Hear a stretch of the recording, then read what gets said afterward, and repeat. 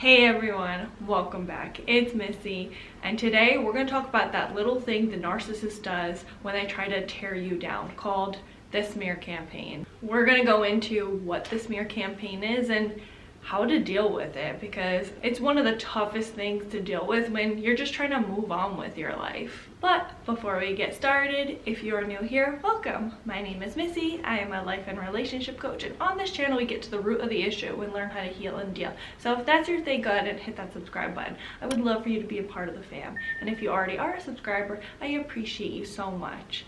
Also, if you are interested in any of my coaching services, I will leave it all in the link down below, which you can go ahead and check out.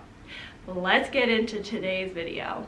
So what is a smear campaign? A smear campaign is when someone attempts to tarnish another person's reputation. This is a big thing narcissists do, especially when they have been figured out or they don't see you as good supply anymore. So why would a narcissist really do this? One, it's because they realize they can't control you anymore, so they're going to try to control the way people see you. Also, you have figured them out. You figured out who they truly are, so they're trying to do damage control, and they'll do this by going around and telling everyone this certain story about you, whether it's this made up false story or this twisted reality, and they will be either projecting who they actually are and pretending that it's you, or they may be playing this victim of like, oh, this person, you know, they are hurting me and I just want them to stop hurting me. Or they'll play this card of like they're trying to do something good, of like, oh, I just want us to get along, and they're just making it so difficult. So even if it could be seen as positive, they're still throwing you under the bus and making it seem like you're this horrible person and they're this helpless victim. So they tell themselves this certain story, they convince themselves this story is correct, and then they go ahead and go spread it to other people. And they will do this by attacking your character. Now, what I've personally seen, I think narcissists, it's not just like all of a sudden they smear your name. It seems like with narcissists, they have flying monkeys, which are people who are pretty much their yes men, and these people kind of cater to the narcissist, they enable the narcissist. And so over the relationship, or if you had a narcissistic parent, they'll naturally just kind of say these little negative things here and there about you. So they already have planted the seed about some of these things, even if it was a very subtle way. They already feel that there's some negative things about you throughout the whole time that you've known this narcissist, the parent, your friend, your relationship. And that's because they don't want you to be viewed in a positive light. Or maybe they're even jealous of some of the things that you have, and they want to make sure that you don't take their glory. So they start planting these seeds because then it's easier to have people be on their side when you are maybe misbehaving, or so they can play that victim role, or so that way they can make themselves look better in some sort of way. So it's not like all of a sudden, you know, you're the best thing in the world and all of a sudden they start this smear campaign. No, they've been slowly doing this, even if it's very subtle, they've been slowly doing this when you've been out of line. So they'll do this to people that you mutually are friends with, family members, even co-workers, just people that you've been connected to. Or even they may keep this in the home, where if you grow up with a narcissistic parent, they'll go and plant these seeds with your other parent, your other codependent parent, or even your other narcissistic parent, and then they'll believe these things about you. So it creates a wedge, and it creates distance between you and that parent, or even your other siblings. So the smear campaign can even happen just inside your home. Maybe it isn't outside your home. So now that we understand what a smear campaign is, let's talk about how do we deal with it. So first thing is, when you hear these things, you hear your neighbor saying something, or you overhear one of your supposed friends, or the flying monkey comes and says something to trigger you, your first immediate response is what? Anger, to react, to get into that emotional part of your brain, to want to fight it. Your ego will kick in and want to defend you. Of course, it's inhumane and unjust. This is ridiculous. Like, all these things, these lies, they're tarnishing your name. Of course, that's going to be anyone's natural response, right? But if you go to that place, then you're just going to wind up playing dirty just like them. If you're trying to make it seem like they're actually the one that is crazy, like you're then becoming the person that they're trying to make everyone see you as. Especially if they're a very manipulative person, they're very good at being the victim. So if you start going, no, that's actually them, like you're just coming from a place of trying to convince them. When you get to that place, you're then going down and seeping into their level. And you're also focusing on something that you can't control. Because what's happening is your goal now is to convince them that it's not true. Your goal now is probably going to be to protect your image now, because your image is being tarnished.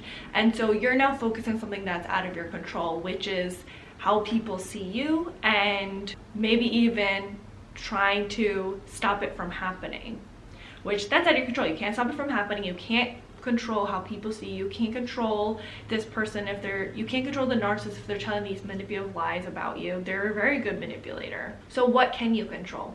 You can control yourself and your reactions and how you deal with the situation, how you deal with it internally. So one thing is you have to accept, which this can be very hard, especially if you have low emotional control and regulation, especially when this person has pushed you to feeling insane, especially when you're in this place of healing. This is why we can become very reactive, but you have to accept that the way people see you is out of control, and you have to accept that they're much better at this manipulative game. You don't want to go down to the level of feeling like you have to one-up them or try to go around town and, you know, try to convince everyone of the truth, because then you're just going into desperation. So there's a healthy way to defend yourself and there's an unhealthy way to defend yourself. An unhealthy way is to try to beg and plead and try to force the truth down people's throat.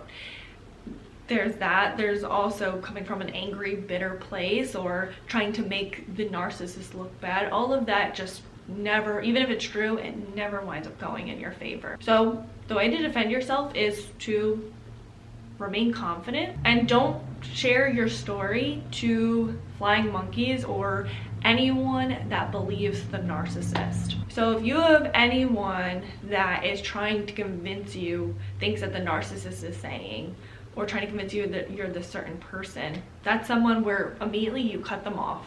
You don't want to have any contact with that person. They're long gone. They've gone to the depths of hell. You don't want to deal with that. You more so want to tell your story to people that are asking, are curious, and people that you know have your back. And that also will also help you see who truly is a good person or who has your back. Because if you tell someone your story and then they don't believe you, or they try to convince you you're wrong, or they try to victim blame you, you don't want those people in your life. So this will kind of weed out the people, but you don't want to tell your story or try to convince the people that are mutual or they're unhealthy and they take the narcissist side, even if that means family members. It can get down to that. You have to do what's mentally healthy for you. And the people that are fooled by the narcissist, they clearly don't have the same values as you to begin with. So you don't want those people in your life, and you don't want to talk to them about what you're experiencing. They're not a part of your healing journey. So let's say a flying monkey or someone comes up to you and they're trying to push the narcissist narrative. You want to make sure that you have little reaction to what they're saying. You want to be as reasonable and logical as possible. You ever see those people in a fight when one person is emotional, the other person brings reasoning and logic? How much more believable is the person that's like calm and logical versus the person that's like emotional and starts like taking digs at someone, or they start taking low blows? You don't believe the emotional person anymore. You believe more of the, calm, reasoning person. When you start to get to that place where you're very defensive and reactive, you can look more guilty, or it could be that a part of you feels that it's true, or you worry that it's true, and so that's why you can become very reactive. You need to practice being firm in your reality and saying, no, I know my reality. You don't have to convince other people of your reality. You know your reality, and that's what's most important. You don't want them to get you to that place because you know what happened. And I know it can be hard, especially if you're an empathetic person or you've been gaslighted a lot. You'll think, well, maybe some of the things they're saying is true, or maybe I'm not being empathetic enough to this person. Whatever that story that will play in your mind, you'll start to question if what you're feeling is right. No, you know what you feel is right. There's evidence to show that this person's extremely unhealthy. They are an extremely abusive person, and you've seen it firsthand. So no matter what they say, even if their feelings are hurt, a lot of their things are not credible because of how abusive they are. And they are not a person that you can reason with. They are a shell of a person. So in order to get to that place where you're non-reactive, you have to have a very healthy inner dialogue. You need to make sure that you're soothing yourself. You need to make sure that you are talking yourself through every step of the way. You're checking in with yourself to see how you feel, and you're being confident in how you feel. And that means reiterating over and over again, you know, I believe myself. I know what had happened. I know this person's unhealthy. I know that they're making this story to make themselves feel better. It hurts so much right now that people that I thought had my back and I thought they loved me are turning their backs on me. But now I see their true colors. Now I see they're unhealthy, and I don't want those people to begin with. So having that constant dialogue is so important for you to not get to that reactive place, and making sure you have a healthy inner circle where you are sharing what you're feeling. And also another thing to remember is what happens in the dark eventually comes to light. Patience.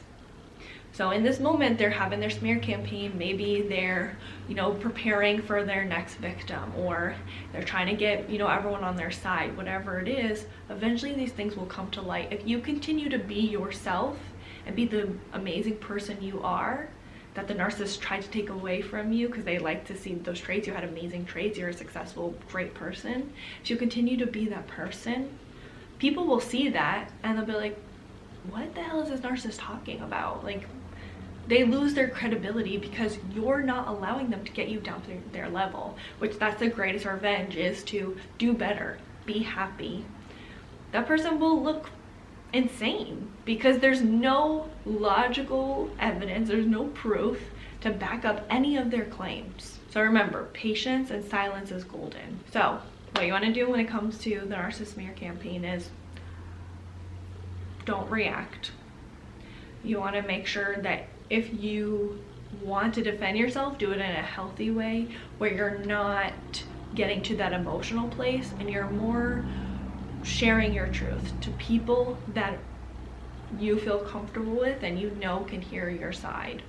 Don't, you know, cut those unhealthy people off. They're flying monkeys, people that, you know, are trying to push their narrative. Anyone that's trying to hurt your mental health, get rid of them. Accept that this sucks and it's unfortunate, but it's out of your control and they're gonna do this, and you need to just focus on what you can control. So focus on your inner dialogue, focus on doing better for yourself, focus on your own goals, focus on taking care of yourself, focus on healing, focus on your own happiness. That's the best revenge. And focus on being in your own reality. Don't get caught up in their delusions and their unhealthy reality. They are an unhealthy, unhappy, miserable person. You don't want to get caught up in that.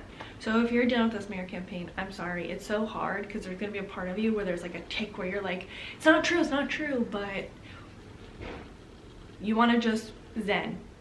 You just want to know, like, you know your truth, you know what's going on, and this person is unhealthy. So what do you guys think? Leave it all in the comments below. Please don't forget to like, comment, subscribe, share with someone that you think may need it. Until next time, thanks for watching. Bye guys. You just want to zen on them bitches, like, I'm gonna float above it.